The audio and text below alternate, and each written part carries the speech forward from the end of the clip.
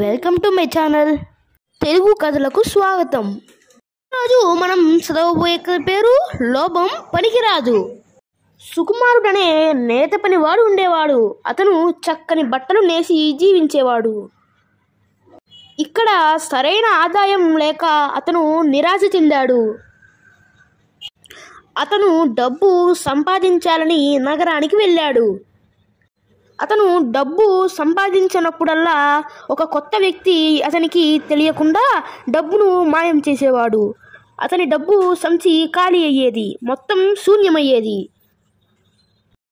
ఆత్మహత్య చేసుకోబోయాడు. హఠాత్తుగా అతని ముందు ఒక రూపం ప్రత్యక్షమైంది. ఆత్మహత్య చేసుకోవద్దని చెప్పింది. ఏం కావాలో కోరుకోమంది. సుకుమారుడు తనకు చాలా డబ్బు కావాలనుకున్నాడు. అయితే ఒక వర్తకుని పిల్లలు ఈ నగరంలో ఉన్నారని వాళ్ళను కలవమని చెప్పాడు. వాళ్ళలో ఎవరిలాగా ఉండాలో నిర్ణయించుకోమన్నాడు. వర్తకుడి కొడుకుల్లో ఒకడి పేరు లోబి, మరొకడు దాత. సుకుమారుడు లోబి ఇంటికి వెళ్ళాడు. భోజనం పెట్టాడు, కానీ చాలా అయిష్టంగా పెట్టాడు. వాడి భార్య సుకుమారుడికి భోజనం పెట్టినందుకు లోబిని తిట్టింది. ఉదయం సుకుమారుడు లేచేటప్పుడు లోబికి కలరా సోకింది.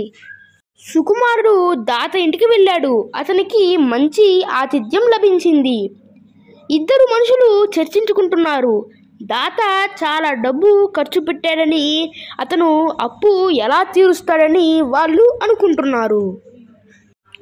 మరుసటి రోజు ఉదయం రాజుగారి వద్ద నుండి ఒక భటుడు వచ్చి దాతకు డబ్బు ఇచ్చాడు. సుకుమారుడు దాతలాగా ఉండాలని నిర్ణయించుకున్నాడు. అతనికి లోబిలో ఏమీ మంచి లక్షణాలు కనిపించలేదు. దేవుడు సుకుమారుడి కోరికే తీర్చాడు. Boy friends.